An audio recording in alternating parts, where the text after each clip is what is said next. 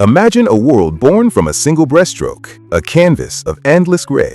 But the paint is peeling. A deadly fog rolls in, claiming the forgotten. This is Myth of Man, a 2025 indie sci-fi masterpiece. It's a silent symphony of visuals and emotion, a 2-hour odyssey that's part fairy tale, part post-apocalyptic nightmare. For the full story, watch the movie for better understanding. This spoiler-heavy recap unpacks every twist and its mind-bending ending. So, let's begin. In this steampunk dystopia, think brass gears, towering smokestacks, and airships creaking under perpetual twilight. Humanity clings to survival like rust on iron. Everyone wears a tag, a glowing implant on their shoulders. Blue means you're healthy, alive with promise. But if it blinks red, you're on borrowed time, marked for the end. And the Reaper? It's the red cloud. This swirling, toxic mist drifts in without warning, decaying everything it touches. One breath and your lungs fill with rust. Prolonged exposure? Instant death. Folks huddle in safe zones under massive gas domes. An iron-fisted regime rules from shadowed spires, hoarding resources while the poor scrape by in the slums. Prisons overflow with rebels, and clerics peddle snake oil cures, twisting faith into profit. But hope flickers in the myths whispered at night. The creation story. Long ago, in a blank void of nothing, a comet crashed down. From its glow emerged the artist, a horned god with eyes like stars and hands dipped in every color. He painted the world stroke by stroke, oceans of sapphire, mountains of emerald, skies bruised with sunset purples. Then, from his own horns, he sculpted the first humans, us. To connect with his creations, he gifted them voices, not just words, but songs that could pierce the heavens. He said, "Sing to me, and I'll hear you." He taught us to walk on our own, then ascended back to the comet, promising to return if we called. But darkness followed, a monster, raw chaos, life's cruelties made manifest, unleashed the red cloud, fading the colors, siphoning the joy. The people sang desperately, their harmonies a desperate plea. The comet streaked back, the artist descending like a savior, banishing the beast. But now, this tale isn't just folklore, it's the heartbeat of this world. It reminds them we're made in an artist's image, our voices, our unique spark. But in this faded reality, faith feels like a luxury. The clerics exploit it, selling elixirs that do nothing but line their pocket. Enter our main character, Ella. Played with heartbreaking grace, she's a deaf-mute artist in her late 20s, pure innocence wrapped in worn overalls and ink-stained fingers. Ella can't hear the world's roar or speak its cruelties, but she sees everything. The pain in a stranger's eyes, the poetry in a rain-slicked alley. She works for a sleazy cleric, cranking a massive projector that beams the creation myth onto massive screens for the masses. It's her ritual, sketching the suffering she witnesses, hoping her art bridges the silence between her and the divine. The story opens on a rattling train through the fog-shrouded outskirts. Ella's sketching a scruffy pickpocket named Kaylee, a wiry kid with a devilish grin and sticky fingers, always one step from the noose. Mid-journey, disaster strikes. The red cloud breaches the barriers. A young boy, red-tagged and wheezing, succumbs right there in the carriage. His mother wails, but Ella, she freezes, tears carving paths down her cheeks. Helpless, she clutches her sketchbook, praying silently to the artist for a miracle. That night, as always, the comet arcs overhead like a lonely firefly. Ella stands at the crumbling seashore, waves lapping at rusted docks, holding up her drawings of the dead boy, an offering. "See this," her eyes beg. "Fix it!" But the sky stays silent. Days blur into quiet desperation. Ella meets Sieg, a grizzled inventor rebel in his 50s, voiced through subtle expressions by a standout supporting cast. Sieg's a ghost of his former self. His wife and daughter died from the cloud because the regime denied them safe zone access. Now he vandalizes the gray city with bursts of color. Murals of his lost family, splashed from hidden cans of forbidden paint. He's got the sickness too, a faint red glow under his skin, but he jury-rigs steam-powered masks and elixirs to fight it off.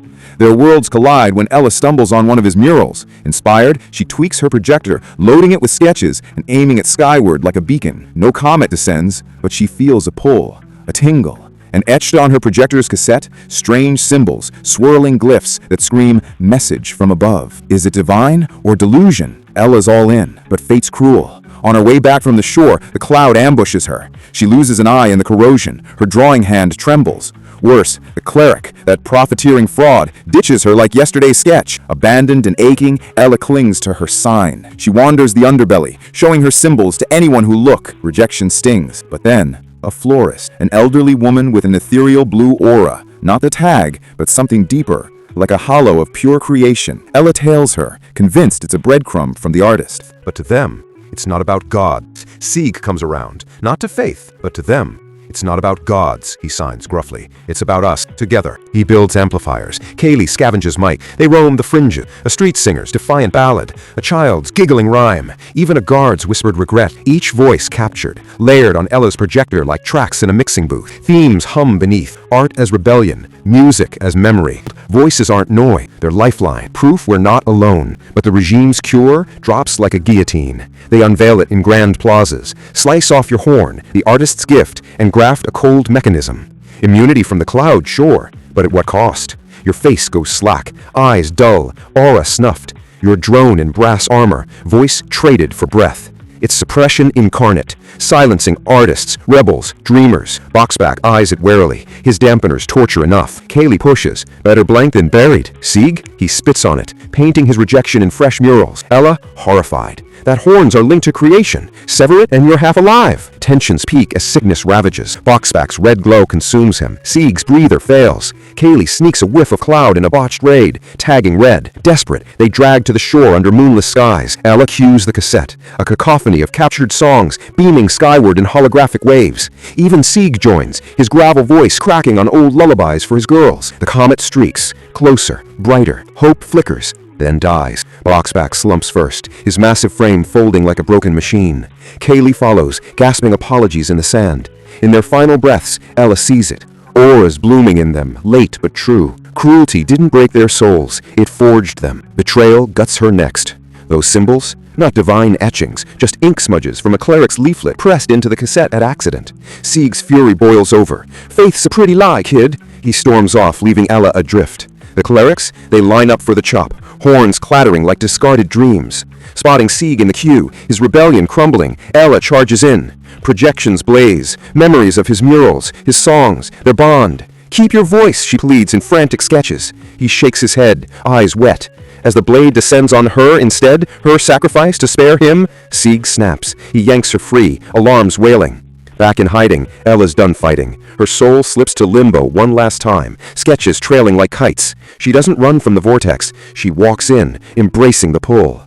Back in the flesh, she fades in Sieg's arms, projector humming to life unbidden. Walls ignite with light, a torrent of memories. Her sketches of Kaylee alive and laughing. Boxback's first hum, Sieg's colors reborn. The florist's song. It's their story, projected raw and real. A final edit, her masterpiece. As night cloaks the shore, the impossible. The comet plummets, cratering soft. From the glow steps the artist, horned, paint-smeared, eyes brimming with tears. He kneels by Ella's body, tracing her faded sketches. Sieg watches, frozen. Is it real? Or Sieg's grief conjuring closure? The film leaves it delightfully ambiguous. Maybe Ella's unwavering belief, her art, her chorus, pierced the veil, summoning Dad home to his kids? Or perhaps it's the human spark. In loss, we create gods from our need. Themes crystallize here.